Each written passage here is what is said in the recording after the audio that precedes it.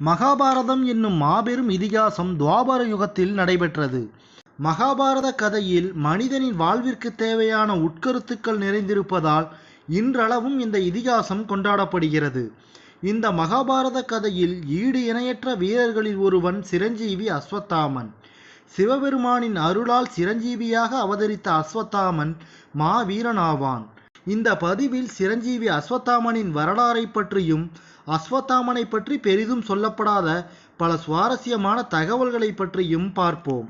அனுமர், விபீஷ்ணர், மகாபலி, மார்க்கண்டேயன், வியாசர், பரசுராமர் உட்பட 7 சிரஞ்சீவிகளில் ஒருவர் அஸ்வத்தாமன். இவர்கள் 7 பேரும் சிவாலய பாதுகாவலர்கள்.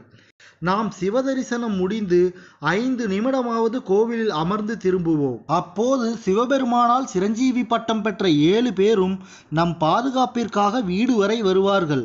அவர்களை விளக்கேற்றி வரவேற்க வேண்டும் என்பது இந்துக்களின் நம்பிக்கையாகும். மகாபாரதத்தில் வெல்ல முடியாத பல மாவீரர்கள் இருக்கின்றனர். ஆனால் மரணமில்லாத வீரர்கள் ஒருவரை தவிர யாருமே கிடையாது. அவர்தான் குரு துரோணரின் புதல்வர் அஸ்வத்தாமன்.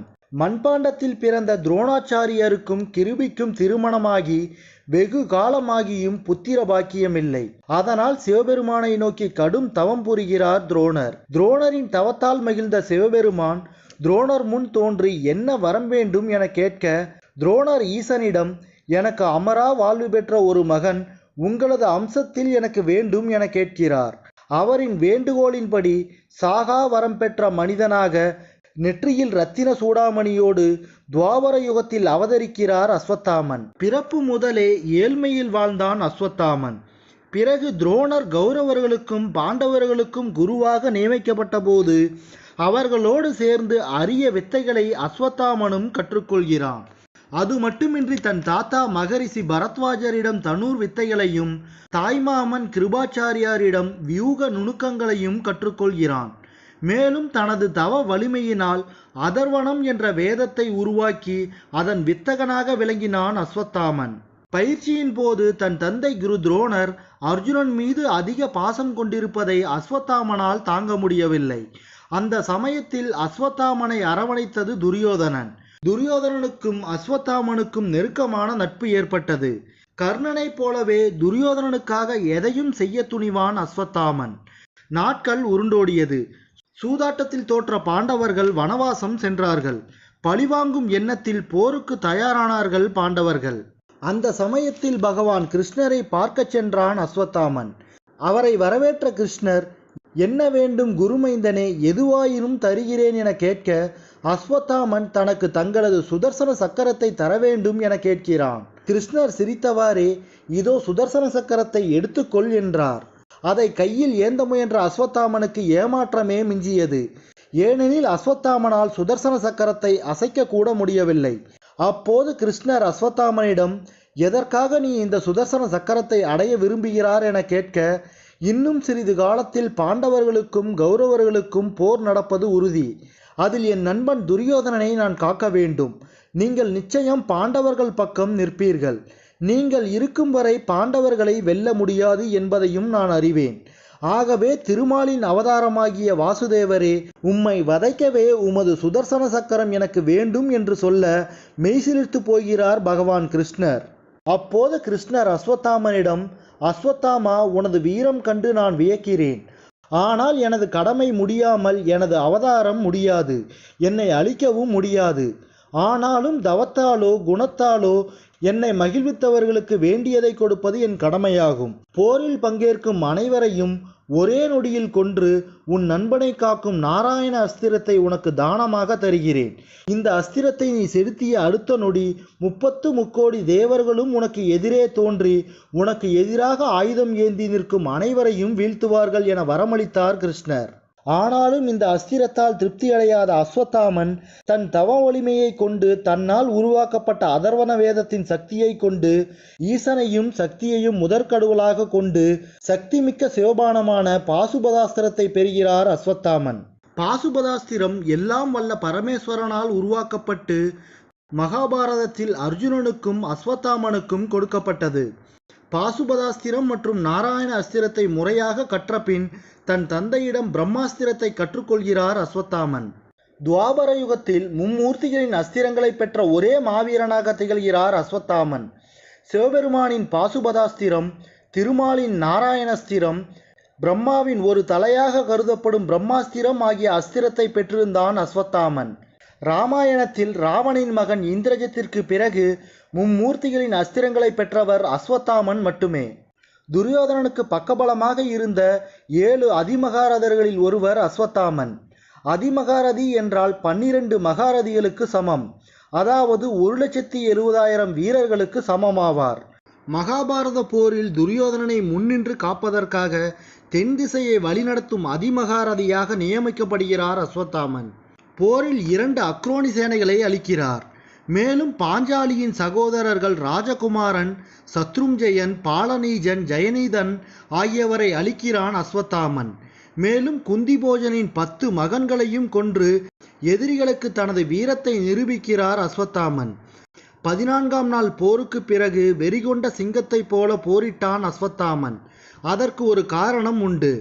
அஸ்வத்தாமன் எனும் யானையை கொன்று அஸ்வத்தாமன் இறந்தான் என துரோணரிடம் தர்மனால் பொய்யுரைக்கப்பட்டு கிருஷ்ணரின் லீலையால் துரோணர் கொல்லப்பட்டார். மதம் கொண்ட யானையாக தன் தந்தையை ஏமாற்றி கொலை செய்த பாண்டவர்களை அழித்தே தீருவேன் என சபதம் மேற்கொள்கிறான் அஸ்வத்தாமன். பாண்டவர்களின் சேனையின் ஒரு பகுதியை தனது திவ்ய அஸ்திரங்களை கொண்டு அழிக்கிறார். சினமடங்காத அஸ்வத்தாமா தந்தையின் சாவுக்கு பழிதீர்க்க பகவான் விஷ்ணுவின் நாராயண அஸ்திரத்தை விண்ணை நோக்கி செலுத்தி பாண்டவ சேனை முழுவதையும் அழிக்க உத்தரவிடுகிறார். நாராயண அஸ்திரத்தால் 33 கோடி தேவர்களும் விண்ணில் தோன்றி பாண்டவ சேனை மீது அஸ்திரத்தை தொடுக்கிறார்கள். 33 கோடி அம்புகள் தங்கள் சேனையை நோக்கி வருவதைக் கண்டு செய்வதறியாது திகைத்தார்கள் பாண்டவர்கள். இந்த அஸ்திரம் நம் அனைவரையும் அழித்துவிடும் என கதறினான் தருமன். அப்போது கிருஷ்ணர் பாண்டவர்களிடம், அனைவரும் அந்த ஆயுதத்தை எதிர்க்காமல் உங்கள் ஆயுதங்களை கீழே போட்டுவிட்டு தேரிலிருந்து கீழே இறங்கி வணங்குமாறு கேட்டுக்கொண்டார். கிருஷ்ணர் சொல்படி தங்கள் ஆயுதங்களை கீழே போட்டுவிட்டு தரையில் மண்டியிட்டு கைகூப்பி வணங்கி உயிர்தானம் வேண்டினார்கள் பாண்டவர்கள். அம்பு மாறி பொழிவதை நிறுத்திவிட்டு தேவர்கள் மறைந்தார்கள். நிம்மதி பெருமூச்சு விட்டார்கள் பாண்டவர்கள்.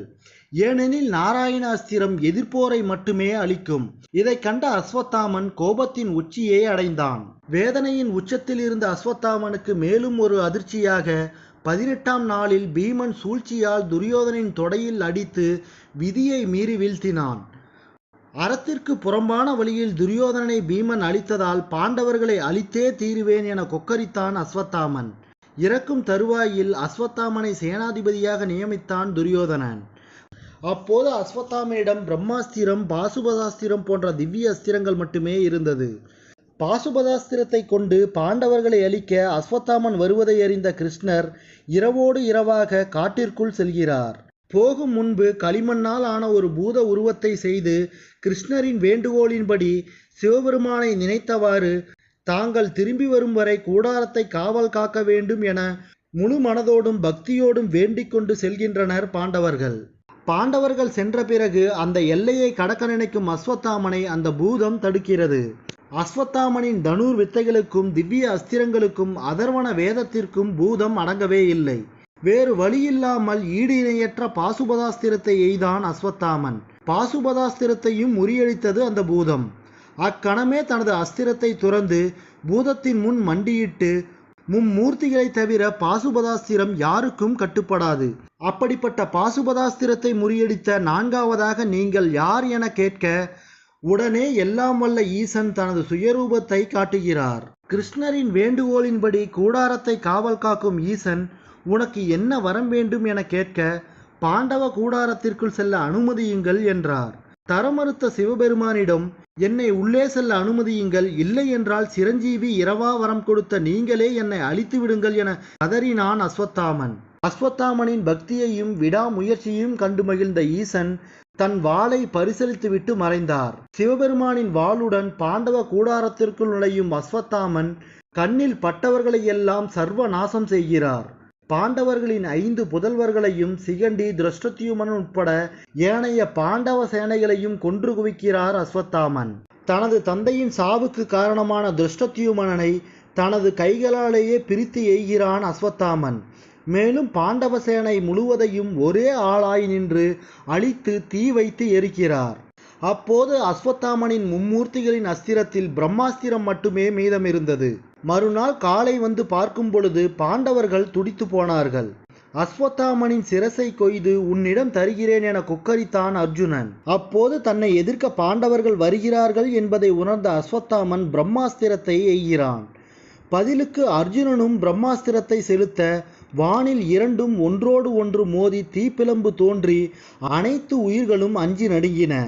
இரண்டு பிரம்மாஸ்திரமும் மோதிக்கொண்டால் பூமியே அழியும் என்பதை அறிவுறுத்தி வேதவியாசர் அர்ஜுனனையும் அஸ்வத்தாமனையும் பிரம்மாஸ்திரத்தை திரும்ப பெற வேண்டினார். அர்ஜுனன் அஸ்திரத்தை திரும்ப பெற அஸ்வத்தாமன் அபிமன்யுவின் மனைவி உத்திரையின் கருவை நோக்கி பிரம்மாஸ்திரத்தை திசையை திருப்பினான். அஸ்வத்தாமனின் இந்த குணத்தை கண்டு கோபமடைந்த கிருஷ்ணர் தன் பாவத்தை சுமக்கும் விதமாக அஸ்வத்தாமா முடிவற்ற காலம் வரை இந்த பூமியை வலம் வர வேண்டும் என சாபத்தை அளித்தார். எப்பொழுதும் அவர் யாருடைய அன்பையும் பெற முடியாது. அதேபோல் யாராலும் வரவேற்கப்பட மாட்டார். தன் நெற்றியில் உள்ள இரத்தினக்கல்லை திருப்பி கொடுக்கும்படியும் கிருஷ்ணர் கூறினார். அதனால் தன் நெற்றியில் ஏற்பட போகும் பொன் என்றும் ஆறாது என்றும் சாபமளித்தார். இவ்வாறு அஸ்வத்தாமன் மாவீரனாகவும் சிரஞ்சீவியாகவும் இருந்தாலும் வாழ்நாளில் பல துன்பங்களை அனுபவித்தான் அஸ்வத்தாமன். நன்றி நண்பர்களே. இந்த வீடியோ உங்களுக்கு பிடிச்சிருந்தா லைக் பண்ணுங்க, கமெண்ட் பண்ணுங்க, மறக்காம சப்ஸ்கிரைப் பண்ணுங்க. உடனுக்குடன் எங்கள் வீடியோவை காண அப்படியே பக்கத்தில் இருக்க பெல் ஐக்கானை பிரஸ் பண்ணுங்க.